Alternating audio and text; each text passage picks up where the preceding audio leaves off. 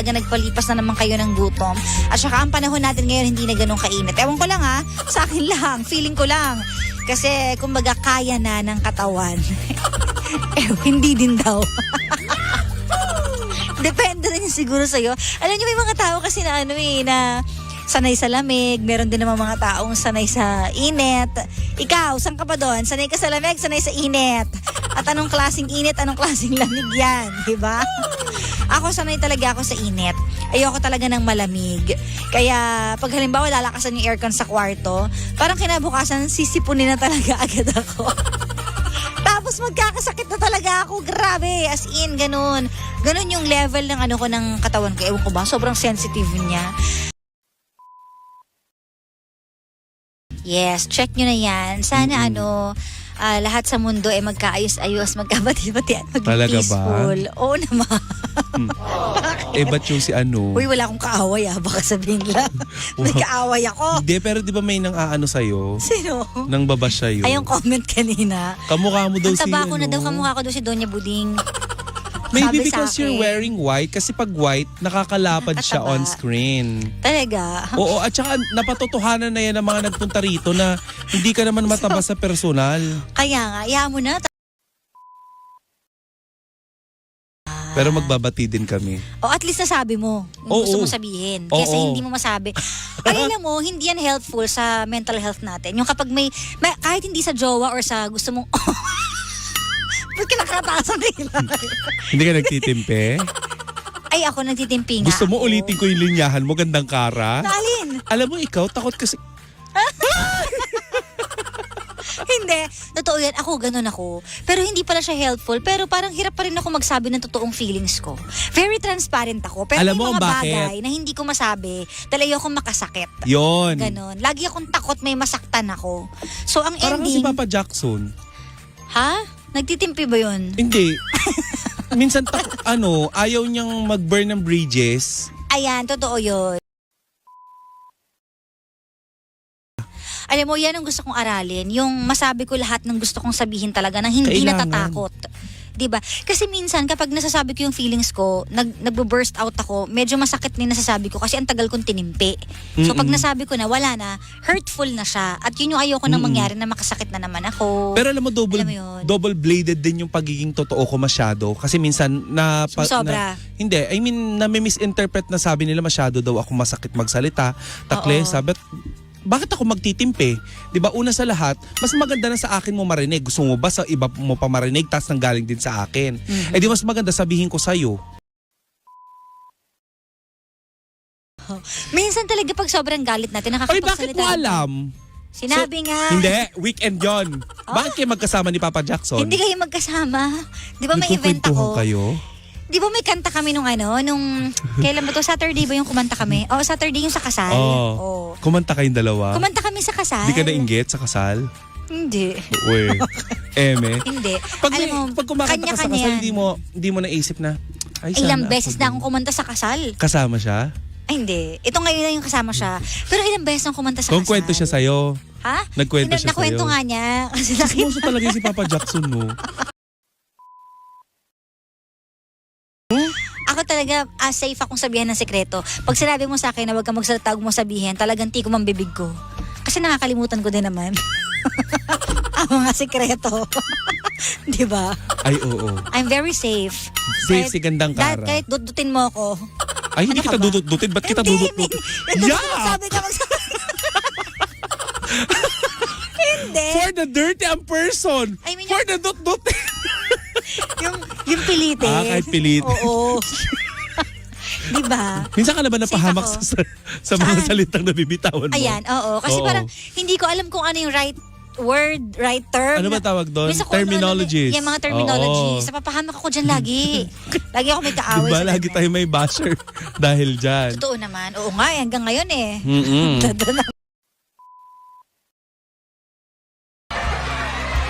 Sa mga nagtatanong, hindi ko alam kung tataka kayo, pero nagtatanong kung kamusta maghapon ko, well, I'm doing just fine. May mga errands na kailangang tapusin, pero generally, my day has been good. Diba? Nothing that I did not prepare for. Ibig sabihin, expected lahat ng mga bagay. Pangit kasi may mga ano, no? May mga bagay na nangyayari pero unexpected, no? Oo. Yung mga sobrang unexpected na mga ano, na mga pangyayari sa ano, sa buhay natin, no? Pero lahat ng bagay na nangyari sa'yo today ay expected lang. You're practically having a good day.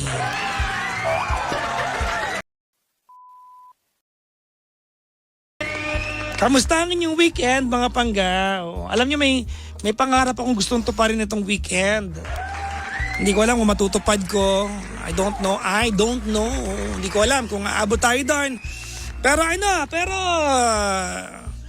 ilang beses na ako na-i-invite, no, sa open mic, sa comedy ganyan, stand-up, no? At patulan ko na. So, ngayong weekend, I wrote some scripts. So parang ngayon lang malakas loob. In the coming weeks, parang feeling ko hindi ko rin gagawin.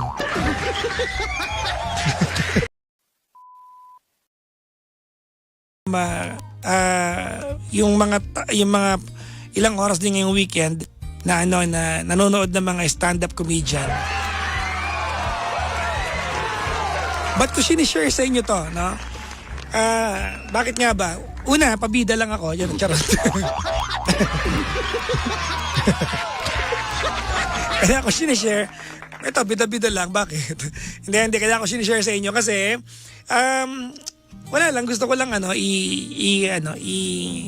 i-share sa inyo na no matter how you're doing with life right now, no, gaano man ka, say for example, ka desperate ang buhay, gaano man ka bleak, no?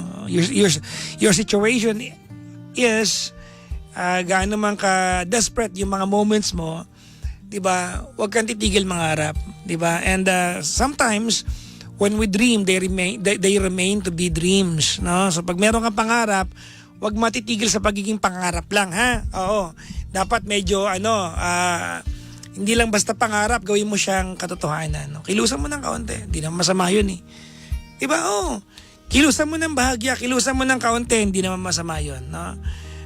Gagawin mo lang susubok ka lang. I mean, hindi naman masama, no? Kung sasabitan mo, di sasabitan mo. Mabuti na yung, sabi nga, di ba, mabuti na yung nag-fail ka sa bagay na tinry mo kasi nag-fail ka lang, hindi ka nag-try. Aww.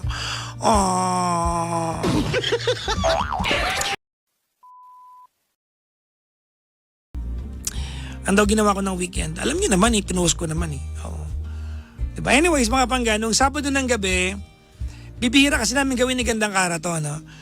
Nung Saturday ng gabi, tumanggap kami ng racket ni Gandang Kara to sing, no? Oo, sa isang kasal, no? Ay Rich and Jeff wedding, no? Yung ginanap sa may Marriott Hotel, no? Mga yayamanin to mga tao. Oo, may kaya kasi may murkon silang handa. Malala. Meron. Ewan ko, no? Oo, may murkon silang handa. Oo.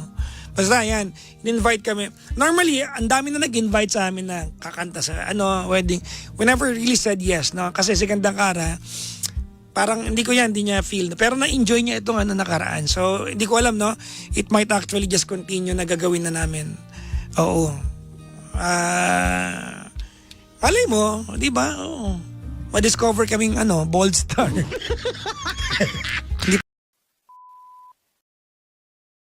Gusto kong batiin, no? Ng maligayang pag-iisang dibdib si Rich at saka si Jeff na kinasal ng Sabado ng gabi. And shout out to a good friend, matagal ko ng kaibigan to, si Bugoy Drilon. Nakasama namin doon sa backstage. Hindi naman totoong backstage, mukha namang holding area ng mayayamang tao, no? So thank you. Sa mga nag-asikaso po sa amin, si Ray at saka yung mga yung mga staff ng Marriott na nag-asikaso ng pagkain namin backstage. Thank you very much po. Maraming salamat, no? So yun, Sabado ng gabi yun, no? Sa Saturday ng gabi naihatid si Gandang Kara, mga alas 2 na yata, no? Oo, parang gano'n, no? Anyways, maraming salamat. Thank you for for inviting Cardiac. No? Thank you very much. Tapos, Sunday, alam nyo naman, di ba nagsundo ako sa Batangas. No? Maraming salamat din sa mga kumantsaw sa akin.